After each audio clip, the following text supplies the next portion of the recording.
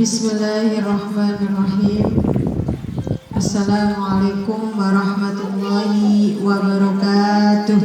Waalaikumsalam warahmatullahi wabarakatuh. Alhamdulillahi rabbil alamin. Wassalatu wassalamu ala asrafil anbiya'i wal mursalin. Asyhadu an la ilaha illallah wa asyhadu anna Muhammadar Rasulullah. Allahumma salli ala sayyidina Muhammad wa ala ali sayyidina Muhammad. Amma ba'du.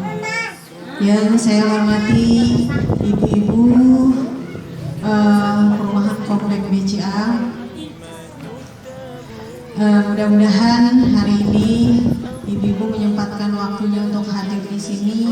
Insya Allah tidak akan sia-sia, karena sudah dijelaskan berulang kali di dalam hadis Nabi, barang siapa yang ingin dimudahkan oleh Allah masuk ke dalam surga, maka dia selalu aktif dan rajin dalam mengikuti kajian-kajian majelis ilmu.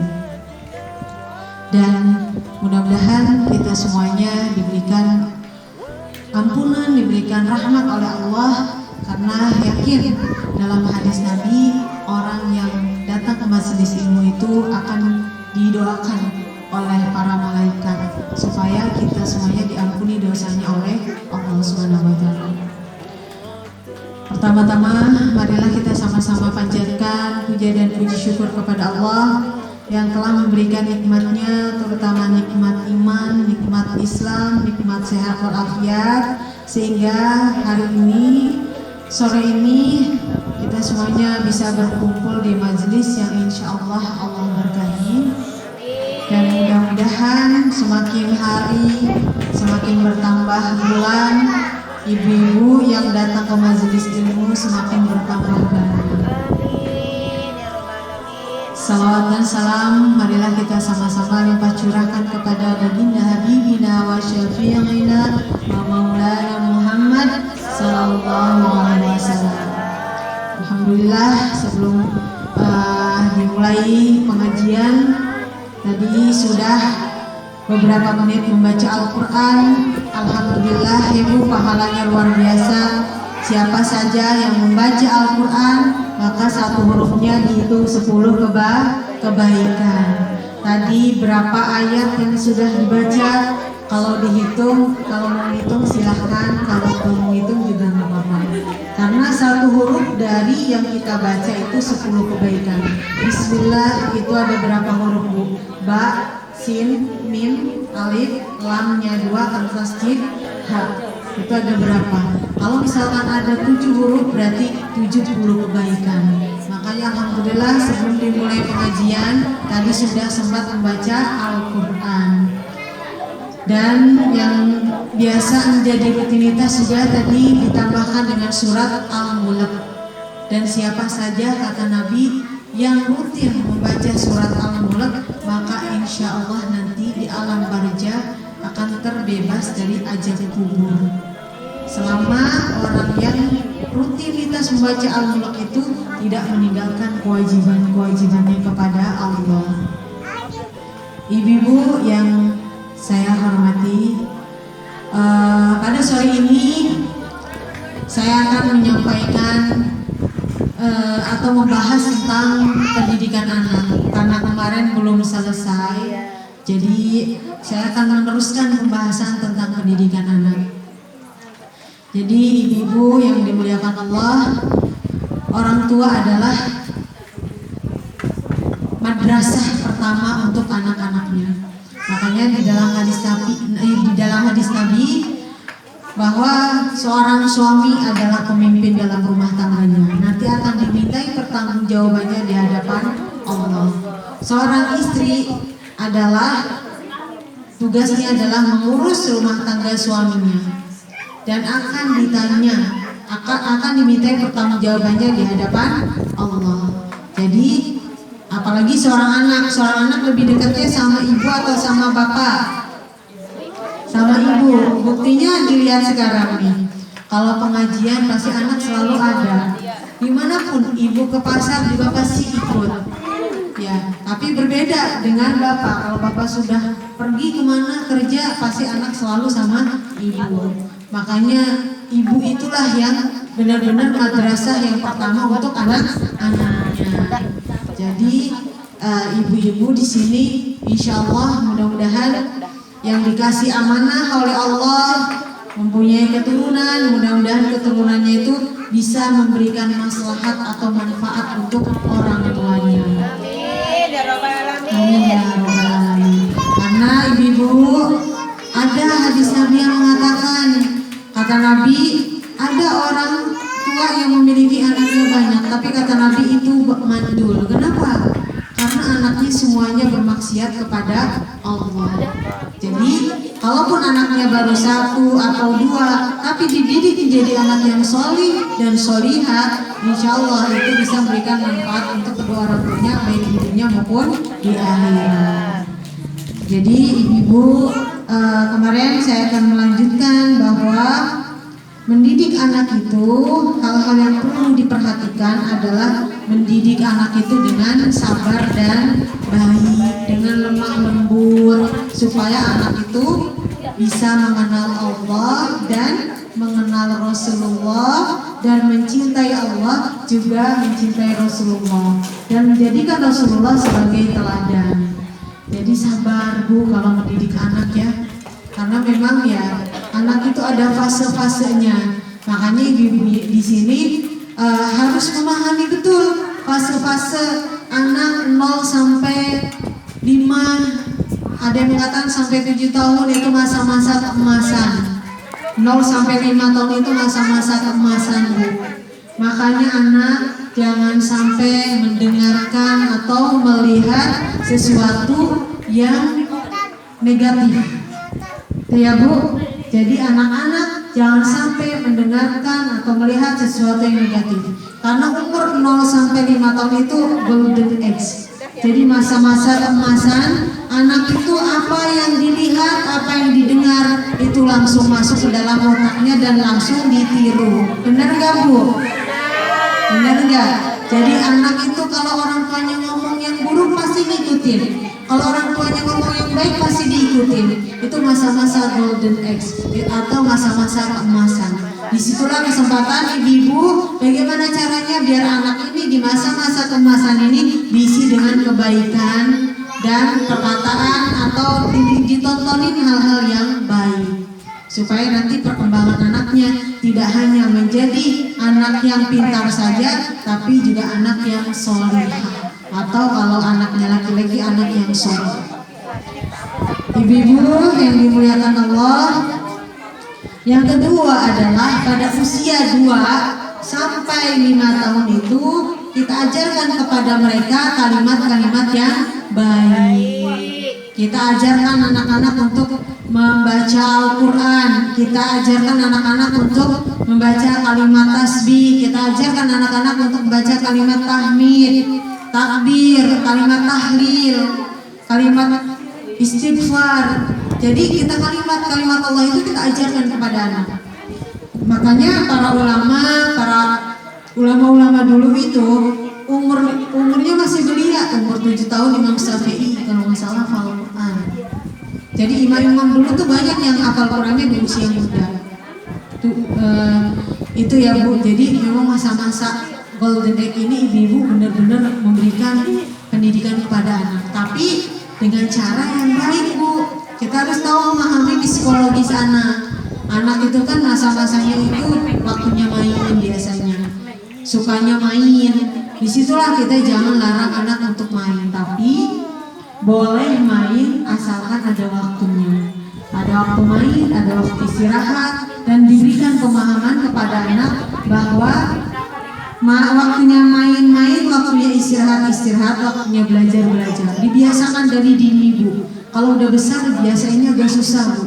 Ya kan Bu? Kalau dari kecil dibiasain itu gampang.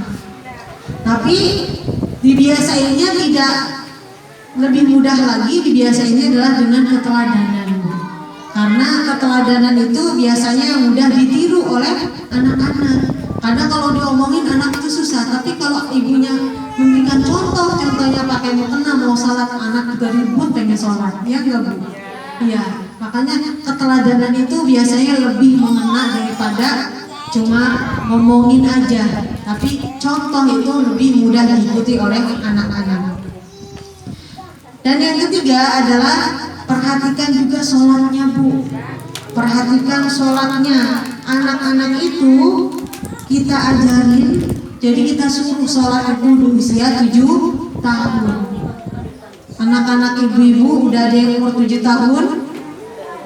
Ya, anak 7 tahun itu diajarin sholat Bu. Ya, kita sayang sama anak tentunya teganya bukan tega karena bakalan mencelakai anak, tapi teganya memang karena ingin anak itu kedepannya bahagia, bukan hanya di dunia tapi juga di akhirat. Dan anak itu menjadi tabungan kita sebagai orang tuanya. Makanya jangan sayang-sayang Bu kalau untuk urusan sholat, karena sholat itu adalah tiang agama. Sholat itu hukumnya wajib, dan yang pertama kali di akhirat ditanya itu adalah tentang sholat. Ya Bu. Jadi kalau misalkan subuh terdengar suara azan, anak masih bobo, kita bangunkan, ayo nak sholat, yuk sama papa, sama mama kita sholat yuk bareng, gitu. Ya, kalau anak laki-laki alangkah lebih baiknya dibiasain sholat berjamaah di masjid. Kalau anaknya perempuan ya boleh di rumah, tapi orang tuanya harus memberikan contoh, tidak hanya menyuruh. Karena kalau disuruhnya sudah masa SMP Bu, sudah aliyah atau SMA, atau sudah kuliah, disuruhnya itu agak susah. Makanya di dalam hadis Nabi, di usia 7 tahun anak itu diperintah untuk sholat, ya Bu. Di usia 10 tahun anak itu boleh dipukul kalau tidak mau menjalankan sholat. Ada nggak anak ibu yang umurnya 10 tahun? Ada. Kalau anak ibu 10 tahun nggak mau sholat, boleh Bu dipukul, tapi setelah diomongin dengan baik-baik. Tapi dipukul sama dipukuli berbeda ya Bu. Dipukuli sama dipukul beda apa sama? Beda.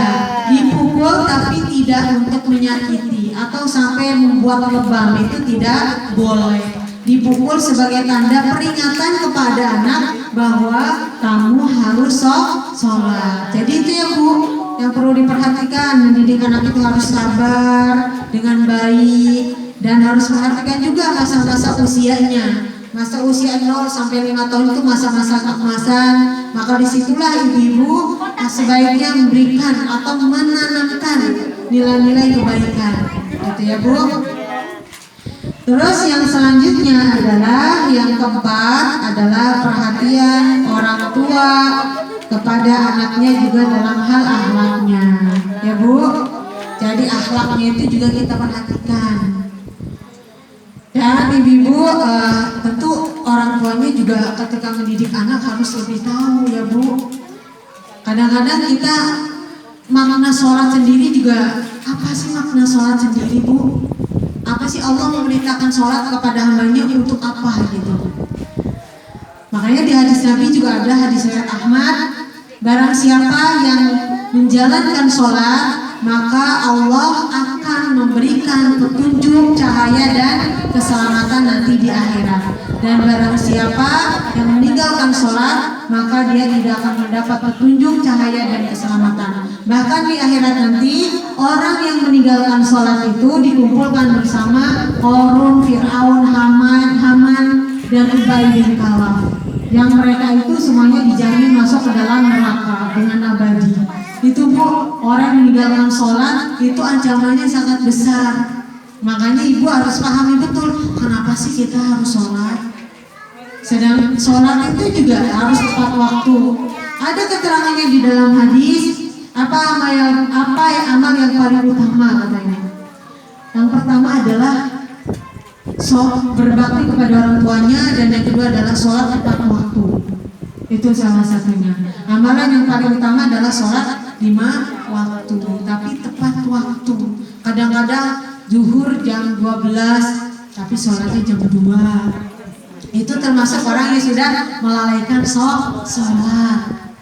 Jadi sebaiknya kalau memang kita pengen menginginkan anak itu solih dan solihah, maka orang tuanya kudu solih dan solihah. Karena anak itu akan melihat contoh, akan melihat sosok atau keteladanan. Kalau orang tuanya sudah memberikan teladan yang baik, maka anak juga akan mengikuti. Ya Bu, siap ya Bu? Insya Allah orang tua yang diberikan amanah oleh Allah, diberikan amanah anak atau turunan yang soleh dan solihah, itu adalah kesempatan emas buat ibu-ibu untuk menjadikan anak itu anak yang solih dan solihah. Itu ya Bu. Sayang Bu, masalahnya gini Bu, ada sebuah dikisahkan oleh ulama, diceritakan oleh ulama. Jadi ada anak-anak, ada anaknya masuk neraka. Ada anaknya masuk neraka, orang tuanya udah enak-enak masuk surga. Sudah sedang makan, sedang menikmati surga, sedang menikmati surga. Dipanggil oleh malaikat. Wahai fulan, kamu harus masuk ke dalam neraka. Kenapa saya harus masuk neraka? Anak kamu masuk neraka karena anak kamu itu ketika di dunia dia nongkrong, dia berzina, dia mabok, dia tidak sholat, dia tidak bisa baca Al-Quran. Kamu diam saja ketika di dunia. Ayo, dibawalah orang tua itu masuk ke dalam neraka. Akhirnya apa? Dua-duanya masuk neraka Bu. Makanya anak itu kewajiban orang tuanya. Sampai mana? Sampai nanti di akhirat Bu. Kalau guru mungkin hanya sebatas masak saja. Misalkan kalau anak ini sekolahnya di SMP selama 3 tahun, ya 3 tahun guru SMP itu bertanggung jawab pada masa 3 tahun itu. Tapi orang tua karena masih ngerasa, masih satu darah, itu tanggung jawabnya sampai akhirat. Itu Bu ya. Jadi anak-anak harus diingatkan untuk sholat. Diajak Bu. Bila perlu kalau memang susah ya digendong. Yuna kita wudhu. Nanti juga lama-lama kan biasa. Karena membiasakan dari kecil itu insya Allah lebih mudah daripada membiasakan ketika anak itu sudah masa-masa SMP. Itu agak susah ya Bu. Apalagi kalau masa-masa SMA itu udah anak itu udah mulai berani.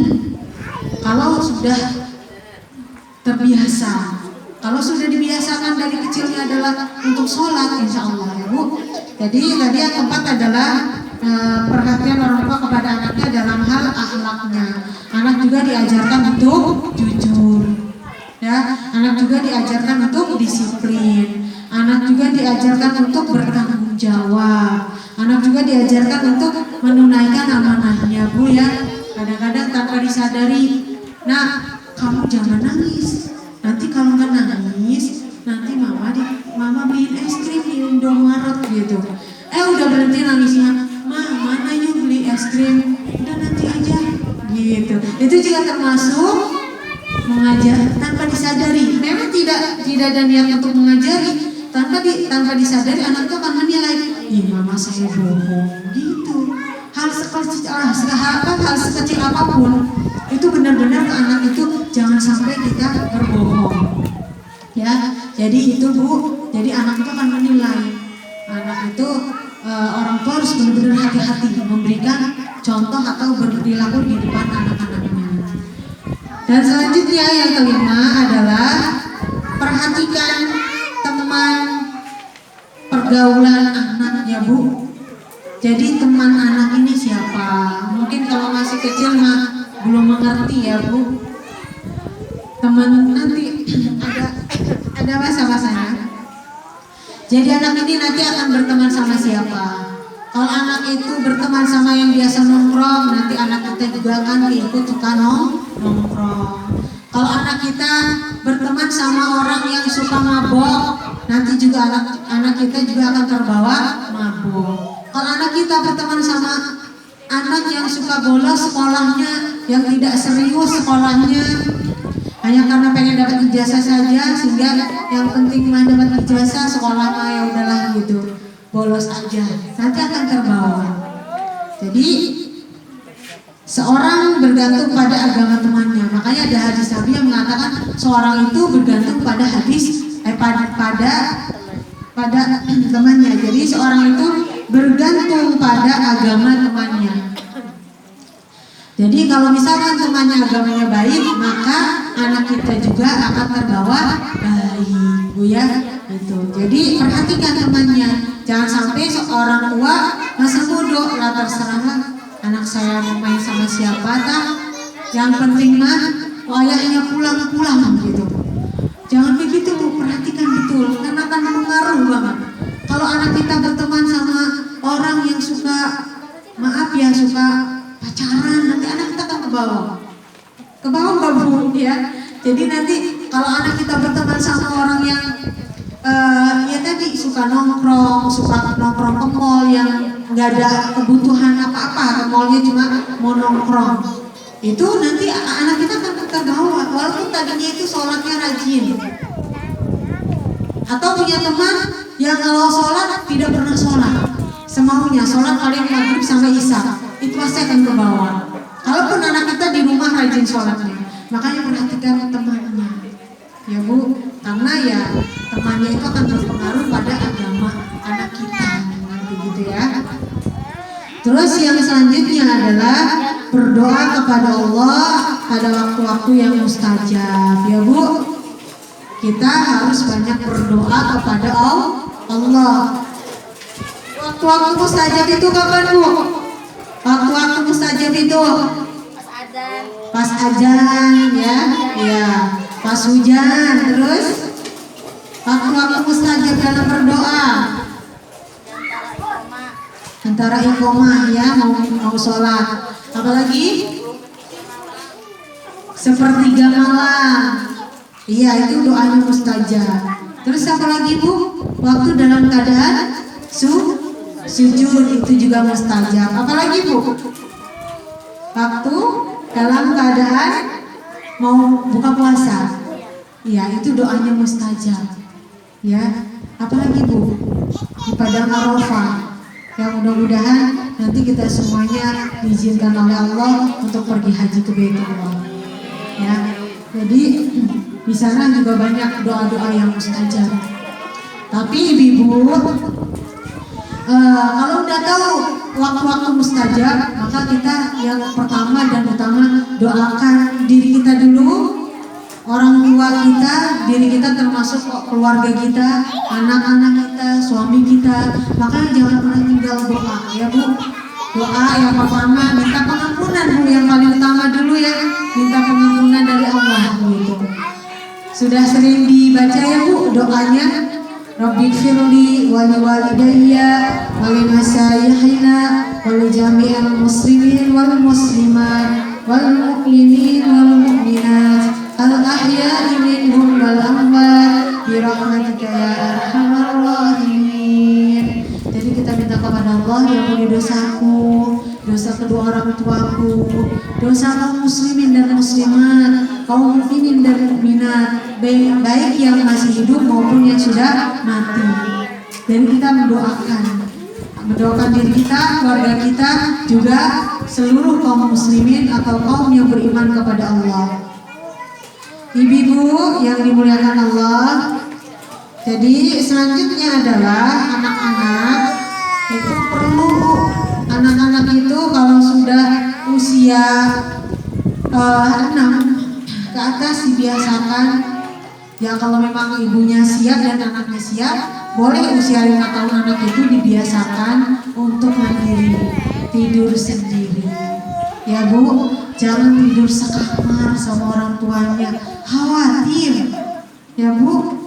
Karena saya pernah lihat podcast, jadi itu seorang perempuan, dia itu ya mohon maaf ya maniak sama gitu ya. Nah, ternyata dilihat dari latar belakangnya setelah ditelusuri, ternyata dulunya waktu kecil memang sering melihat adegan orang tuanya. Ya begitu, Bu. Makanya perlu diperhatikan hal itu. Jadi anak-anak harus tidurnya dipisah, jangan satu kamar. Ya, orang udah balik walaupun anak kandung itu dilarang kan terlalu tidur satu selimut sama ayah kandungnya, itu juga nggak boleh. Bahkan laki-laki dengan laki-laki misalkan di Satra atau di mana itu tidur satu selimut tuh nggak boleh. Jadi Nabi beritahu Bu, yang namanya ya hasrat nafsu itu kan kebanyakan nafsu itu adalah menyuruh kepada kemungkaran dan dosa gitu. Jadi makanya anak-anak di usia segitu sudah mulai diterapkan Bu, diterapkan untuk mandiri dan tidur dipisah sama orang tuanya. Ya Bu, emang sayang banget nggak bisa tidur saking sayangnya, apalagi misalkan baru satu-satunya. Tapi itulah Bu, kalau pengen anak kita benar-benar mandiri, kalau pengen anak kita benar-benar berani, dan memang dalam aturan Islamnya juga, ketika anak sudah menginjak usia antara 6-7 tahun itu dibiasakan untuk tidur sendiri. Dibiasakan, diberikan penanaman ke anak, nah kamu jangan takut, takutnya sama Allah. Dibiasakan. Mak, saya tidurnya takut sendirian. Dibiasakan, diajarin doa-doa. Nah, kalau kamu takut baca zikir ini ya nak, gitu. Zikir pagi dan petang. Kalau petang ya zikirnya ini, sebelum bobo, nah baca ini. Insya Allah kamu akan dijaga oleh Allah sampai pagi. Jadi kalau anak sudah dibiasakan berani, mandiri, nantinya enak Bu. Ya, kitanya juga nanti merasa bangga gitu nanti ketika besar. Kan banyak anak yang udah besar masih bergantung terus sama orang tuanya karena memang dari kecilnya sudah dibiasakan. Kita memberikan pendidikan yang tegas itu bukan berarti gak sayang, tapi sayang. Yang gak boleh itu adalah marah-marah, mengucapkan kata-kata yang kasar, itu yang gak boleh ya Bu. Kalau tegas itu lebih ke tindakan. Kalau ngomong ke anak ya disesuaikan. Masa iya anak usia segini mungkin diomong dengan kasar, kan gak nyambung juga Bu ya. Jadi diomong dengan ya penuh dengan kelembutan dan kesabaran. Jadi disesuaikan. Anak gak mau sholat itu di usia 7 tahun sudah diajarkan. Kita menyampaikannya dengan cara yang baik. Kita terus aja. Kan tadi saya sampaikan umur 10 tahun kalau nggak mau sholat baru boleh dipukul. Kalau sudah diberikan nasihat tapi nggak mempak-mempak atau nggak berpengaruh gitu. Jadi kan umur 7 tahun lumayan lama, 7 tahun, 8 tahun, 9 tahun, hampir 4 tahun kita biasain untuk anak itu sholat. Jadi insya Allah kalau sudah dibiasain dari umur 7 tahun untuk sholat, anak-anak itu nanti di umur 10 tahun akan terbiasa. Ya, kalau misalkan kalau anak saya umur 5 tahun, saya pakai mukena, ini pakai mukena, ya nggak apa-apa Bu, terusin, kesempatan, jangan pernah dilarang. Anak mau salah kan ngejengking sujudnya gitu ya, sujudnya mau ya biasa anak tuh sujudnya kan asal gitu, itu ya nggak apa-apa. Anak ikut sholat pengen beli mukena, dibeliin aja nggak apa-apa. Kalau emang anak itu anak perempuan, kalau anak laki-laki pengen ikut sama papanya sholat ke masjid, nggak apa-apa, boleh, jangan sampai dilarang. Ayo ikut, asalkan berikan penanaman. Nah, kalau di masjid waktunya sholat, anak-anak jangan ribut ya. Kamu pengen masuk surga nggak? Gitu. Mau kalau masuk surga, sholatnya yang antem ya. Gitu. Bisa diberikan pemahaman seperti itu Bu. Pokoknya anak-anak jangan sampai dilarang. Itu ya Bu. Jadi itu diingatkan kembali bahwa pendidikan anak itu tidak hanya dari segi intelektual saja, tapi dari sisi spiritualnya termasuk sholat, akhlak juga itu perlu diperhatikan oleh orang tuanya. Teman bergaulnya juga diperhatikan. Pokoknya jangan sampai ngomong asal anak Bu. Anak kalau udah luka, waduh Bu, sampai besar ini ingat-ingat terus. Biasanya begitu Bu. Ada kalau nggak salah tuh saya pernah dengar podcastnya siapa itu kalau nggak salah Saskia Meka kalau nggak salah, dia itu pernah ngomong sama orang tuanya, Mama masih ingat nggak? Mama dulu itu gara-gara Kia nggak mau makan, Mama ngejambak rambut Kia gitu kan, sampai Kia nangis gitu. Sampai sekarang Kia punya anak 5 pun masih ingat Mama ngejambak rambut Kia gitu. Jadi makanya jangan sampai kasar, keras, ngomong asal karena itu akan terngiang-ngiang terus ke anaknya. Makanya udah saya sampaikan kemarin itu yang imam besar Syekh Abdul Rashid itu kan jadi imam besar di Masjidil Haram Bu. itu sebab dari omongan orang tuanya yang lagi marah. Ya salah satunya itu tentunya sehari-harinya dididik dengan Al-Quran. Tapi omongan ibu itu mustajab, mujarab. Makanya di dalam hadis Nabi ada sahabat yang bertanya kepada Nabi, "Wahai Nabi, siapa yang patut aku hormati?" Kata Nabi, "Ibumu." Bertanya lagi, "Lalu siapa lagi?" Yang kedua tanya lagi sahabat ini, "Ibumu." "Lalu siapa lagi?" Kata sahabat sampai 3 kali, "Ibumu." Tanya lagi, "Lalu siapa lagi?" "Ayahmu." Tuh, ayahmu masa kali bu, ibu 3 kali. Makanya ibu adalah madrasah untuk anak-anaknya. Jangan sampai anak-anak ibu semuanya masa-masa kecilnya tertanam hal-hal yang tidak baik. Akhirnya apa? Ya mohon maaf ini bu, banyak ya, banyak kisahnya itu ada anak yang menelantarkan ibunya. Ya kita nggak tahu masa-masa kecilnya bagaimana. Tapi pernah saya melihat, jadi kayak video gitu, tapi di analogikannya adalah tentang orang tua. Jadi masa kecil anak itu kan memang ada masa-masa cerewet bu, semuanya ditanya, "Ma itu apa? Ma ini apa sih pak? Ma tahu nggak?" Iya apapun ditanya. "Ini nih kacamata buat apa ma?" Tanya pertanyaan begitu biasanya anak itu.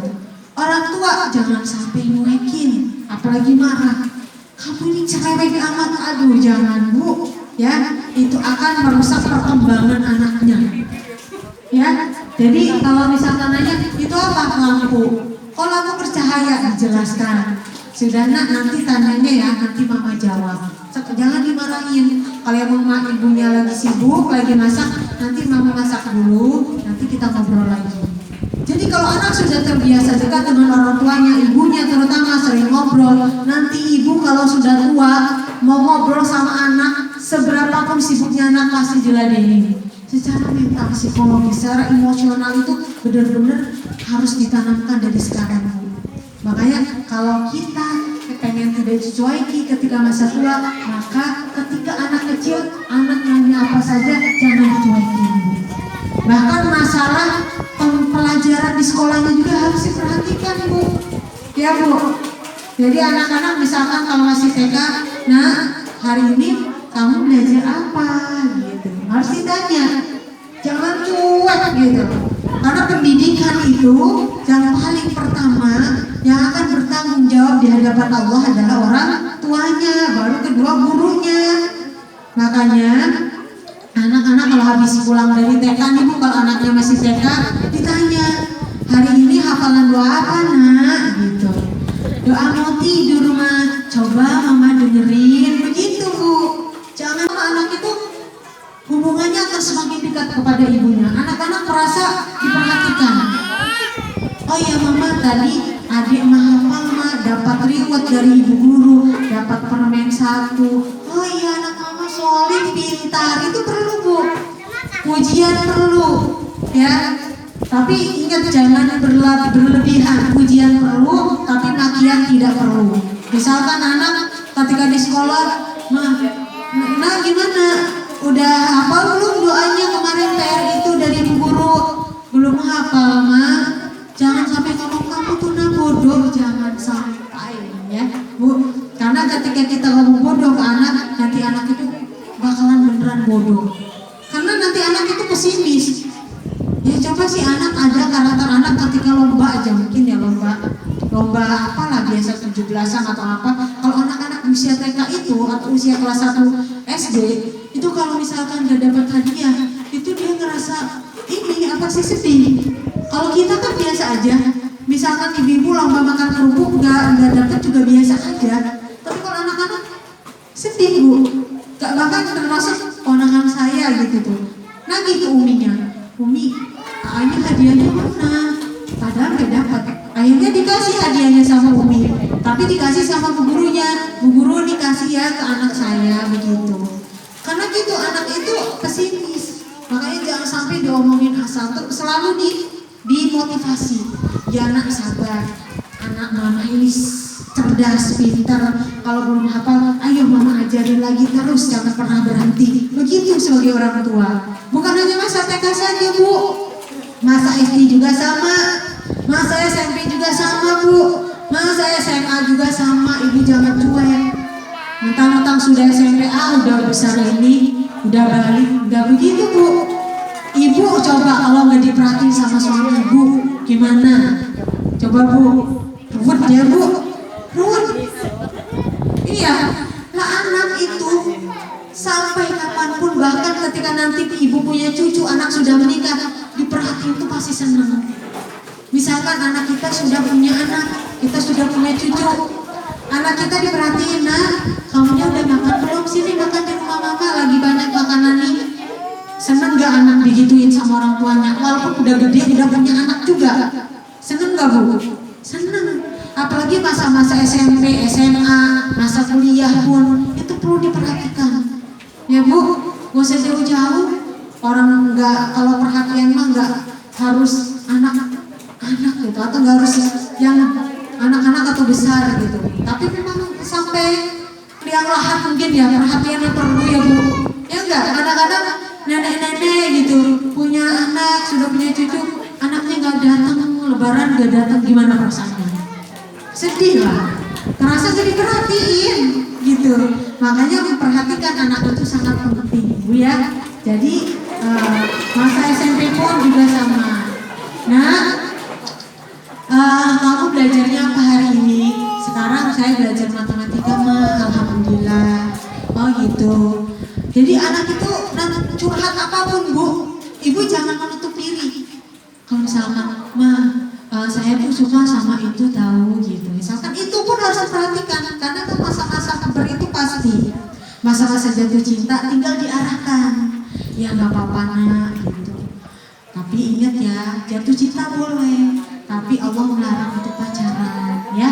Jadi terus dikasih. Jadi jangan sampai anak itu jauh sama orang tuanya. Kenapa banyak anak yang masih SMP sudah pacaran, sudah ganti-ganti pacaran? Ya banyak ya Bu, banyak. Itu ternyata kalau ditelusuri itu sama orang tuanya jauh hubungannya. Tapi anak yang dekat sama orang tuanya insya Allah stabil Bu. Jadi sahabat, jangan sampai orang tua ketika anak mau curhat, mama capek, udah jangan curhat-curhat dulu, kita dengerin aja, nggak apa-apa. Tapi kita jangan salahkan, tapi nanti kita ingatkan. Nah gitu.